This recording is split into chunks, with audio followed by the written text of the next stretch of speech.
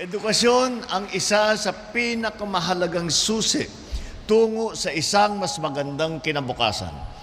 Ngunit, marami pa rin sa ating mga kababayan ay hindi ito'y nakakamit. Batid ko ang bigat ng pasanin ng bawat pamilyang Pilipino. Karamihan sa mga magulang kailangan magdesisyon kung saan ilalaan ang kanilang maliliit na kita, sa pagkain ba, sa gamot, sa matrikula.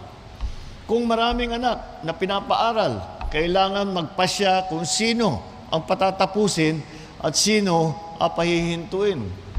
Hindi na dapat dumating sa punto na kailangan pumili ang ating mga magulang. Walang kabataan din ang dapat maapektuhan ang pag-aaral dahil sa kahirapan.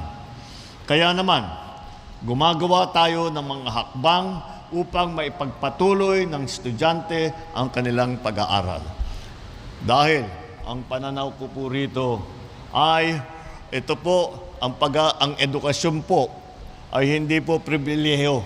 Ito po ay karapatan ng bawat mamamayang Pilipino.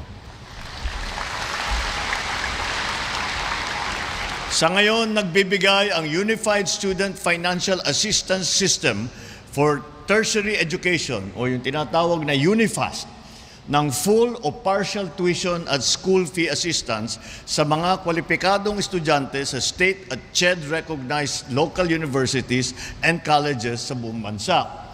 Dahil dito, milyong-milyong pamilya ang natutulungan at nabibigyan ng ginhawa. Hindi na nila kailangan sagutin ang halaga ng tuition. Mababawasan ang pangamba ng mga magulang at mas malaya na makapag-aral ang ating mga estudyante. At para naman sa mga estudyanteng nangangailangan ng dagdag suporta, mayroon na tayong tertiary education subsidy. Sa ilalim nito, makakatanggap sila ng hindi bababa sa 20,000 piso bawat taon para sa kanilang matrikula, pamasahe, libro, pagkain at iba pa. May dagdag pang 5,000 piso na grant para sa mga persons with disability at hanggang 8,000 piso na reimbursement para sa degree program na may licensure examination. Bunga nito, inaasahan natin mas maraming mga estudyante ang mananatili sa paaralan at makakapagtapos ng kanilang pag-aaral. Gagaan din ang pasanin ng inyong mga magulang. At magiging mas malakas ang ating mga komunidad dahil ang mga nagtatapos bilang guro, nurse, ininyero ay magiging haligi ng ating pag-unlad. Ito ang dahilan kaya nagsisikap tayo, itong administrasyon, na magkaroon ng college graduate ang bawat pamilyang Pilipino. Sila ay nagbibigay ng kaalaman at talento upang itaguyod hindi lamang ang kanilang kinabukasan, kundi na rin pati ang kinabukasan ng ating bansa. Ladies and gentlemen, our assistance to our students proves that the returns are immeasurable when the government invests in people. When we strengthen education, we also strengthen our workforce and we forge a better future for our economy, for our country. Kaya ito ang aking direktiba. Palawakin pa natin ang saklaw ng UNIFAST. Tiyakin na malinaw ang guidelines. Tiyakin natin na malinaw ang guidelines na ipapaalam ito sa magulang at mag-aaral bago pa magsimula ang pasukan.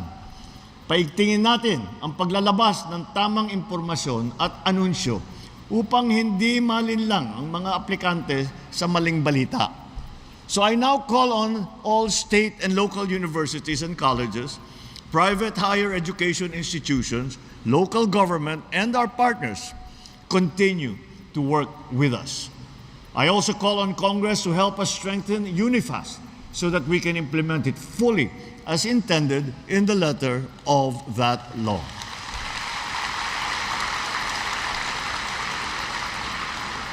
Kasabay ng pagpapatibay sa ating mga programang pang-edukasyon, pinapaigtin din natin ang gamit ng teknolohiya. Kaya ating ililunsad ngayon ang Electronic Certification, Authentication, and Verification o ECAV system.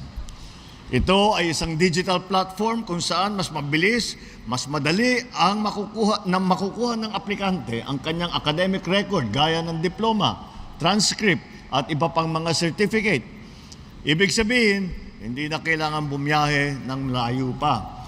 Sa pamamagitan ng eGov.ph Super App, maaari nang makakuha ng estudyante o bagong graduate ng academic credential para sa kanilang job application. We will continue to build our competitiveness through education and ensure that Filipinos can compete with the best in the world. So let's strengthen both the ECAV and UNIFAST as pillars of inclusive and modern education here in the Philippines. Naniniwala ako na sa bawat batang natututo, may pamilyang umaangat. Sa bawat pamilyang umaangat, may mas nagiging matibay ang ating ekonomiya. At sa ganung paraan, nagiging mas matibay ang bagong Pilipinas. Maraming salamat. Mabuhay kayong lahat.